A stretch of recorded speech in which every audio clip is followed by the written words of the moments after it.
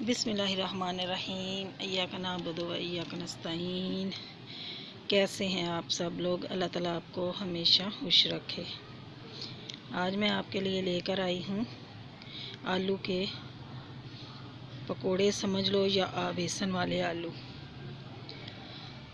जिसके लिए ये 4 से 5 अदद 5-6 अदद आलू लिए। इनको अच्छे से धो लिया, छील के फिर दोबारा धोया। अब इसको इस तरीके से काटना है।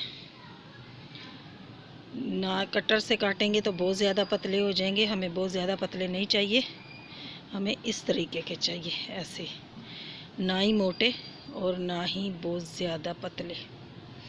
मोटे होंगे तो अंदर से गलेंगे नहीं, बहुत पतले होंगे तो पापड़ बन जाएंगे। इस तरीके से हमें काटने हैं। ये सारे आलू मैंने काट लिए हैं।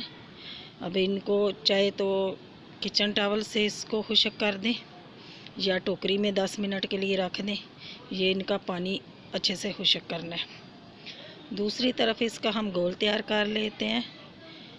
ये आपके जितने आलू हैं उस हिसाब से आप इसमें बेसन शामिल करेंगे और 1 चम्मच इसमें कॉर्नफ्लावर शामिल करेंगे। अगर आपके पास कॉर्नफ्लावर नहीं है तो चावल का आटा बेस्ट रहेगा।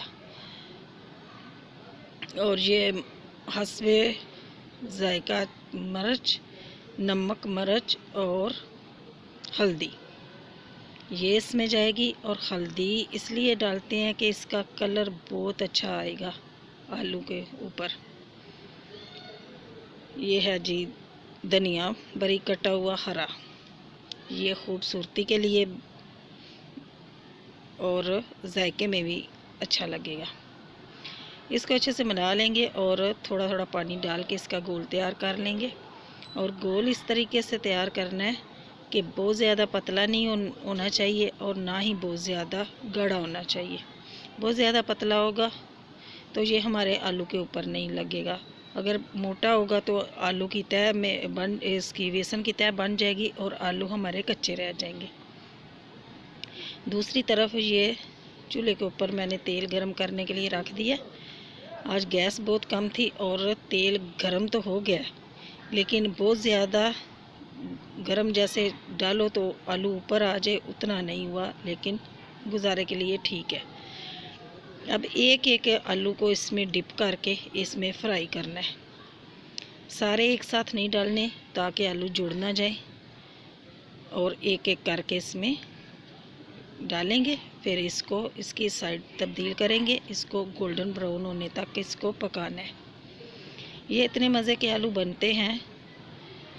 चटनी के साथ आप खाएं, चाय के साथ खा लें, ऐसे ही आप खा लें, या रोटी के साथ अगर आपको चाहिए तो रोटी के साथ खा लें, साथ चटनी ले लें, केचप ले लें।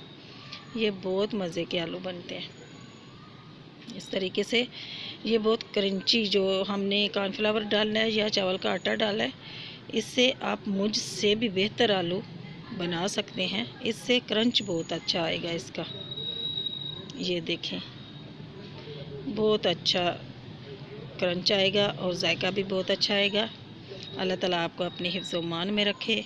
दुआओं में याद रखना। जिन लोगों ने मुझे सब्सक्राइब किया उन लोगों का बहुत बहुत शुक्रिया।